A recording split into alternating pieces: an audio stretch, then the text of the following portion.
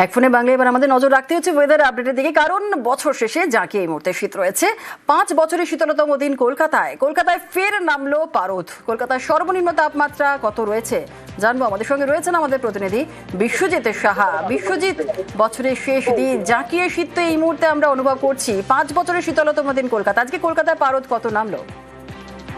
দেখো, কলকাতায় পারদ আজ 11 ডিগ্রি সেলসিয়াসে নেমেছে এবং এই যে হাড়কাঁপানি ঠান্ডার যে পরিস্থিতি, সেই পরিস্থিতি বজায় রয়েছে। গতকাল আমরা দেখেছিলাম 12.6 ডিগ্রি সেলসিয়াস, সেটাও শীতলতম দিন ছিল, কিন্তু আজ আচমকাই আরো নেমে গেছে পারদ 11 ডিগ্রি সেলসিয়াসে, যা স্বাভাবিকের তুলনায় 2.8 ডিগ্রি সেলসিয়াস নিচে।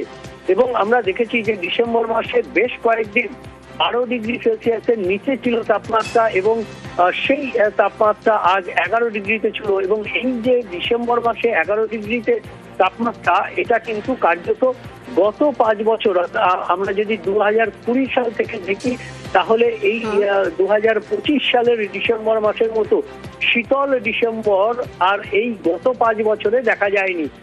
আবহাওয়া দপ্তরের যা অনুমান, তাতে গতকাল যে পশ্চিমী ঝঞ্ঝা ঢুকেছে, তার ফলে তুষারপাত উত্তর পশ্চিম ভারতের বেশ কিছু এলাকায় হয়েছে, এবং এই পশ্চিমী ঝঞ্ঝা এটি পূর্ব দিকে আসবে, অর্থাৎ সিকিম এবং দার্জিলিং এর ওপর দিয়ে বয়ে যাবে, এবং তার ফলে এই পশ্চিমী ঝঞ্ঝায় কিন্তু বাধা পাবে উত্তর পশ্চিমের শীতল হাওয়া। উত্তরে হাওয়ায় বাধা পাওয়ার ফলে আগামীকাল থেকে তাপমাত্রা সামান্য বাড়তে পারে। 2 থেকে 3 দিনে তাপমাত্রা প্রায় কলকাতা সহ দক্ষিণবঙ্গের ক্ষেত্রে 3 ডিগ্রি সেলসিয়াস পর্যন্ত বাড়তে পারে বলে অনুমান আবহাওয়া দপ্তরের। বিশ্বজিতের পাশাপাশি পশ্চিমের জেলাতেও তো কনকনে ঠান্ডা, ভোরের দিকে তো ঘন কুয়াশাও দেখা যাচ্ছে, দৃশ্যমানতাও তলানিতে। পুরুলিয়ার কি ছবি?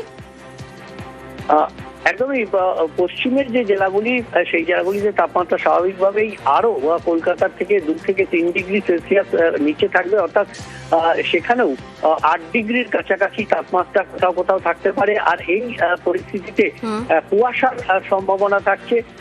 দক্ষিণবঙ্গের হালকা মাঝারি কুয়াশা থাকবে বেশ কিছু জেলাতে, এবং নদিয়া ও মুর্শিদাবাদে ঘন কুয়াশার সতর্কবার্তা দক্ষিণবঙ্গের ক্ষেত্রে। উত্তরবঙ্গে অবশ্য কুয়াশার ঘন ঘটা থাকবে সব জেলাতেই।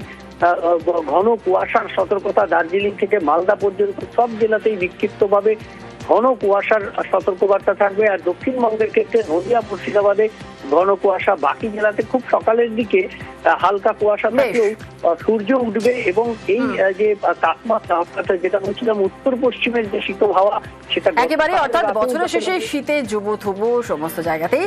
আর এবার একটু উত্তরের দিকেও নজর রাখতে হচ্ছে, কারণ বছর শেষে কনকনে ঠান্ডা উত্তরেও রয়েছে। উত্তরবঙ্গের পার্বত্য এলাকাতে তুষারপাতে বর্ষবরণ হওয়ার সম্ভাবনা রয়েছে। কি বলছে হাওয়া অফিস, আরো আপডেট নেব। পার্থ রয়েছে আমাদের সঙ্গে। পার্থ, বছর শেষে কনকনে ঠান্ডা উত্তরে, কি ছবি আজ সকাল থেকে?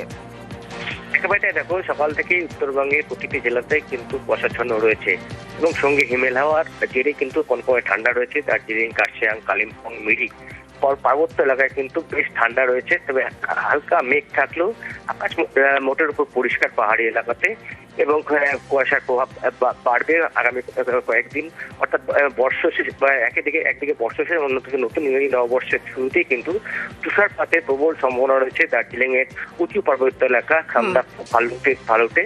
স্বাভাবিকভাবেই সর্বত্র পাহাড় থেকে সমতল সর্বত্র কিন্তু কনকনে ঠান্ডায় কাঁপছে গোটা উত্তরবঙ্গ। ধন্যবাদ।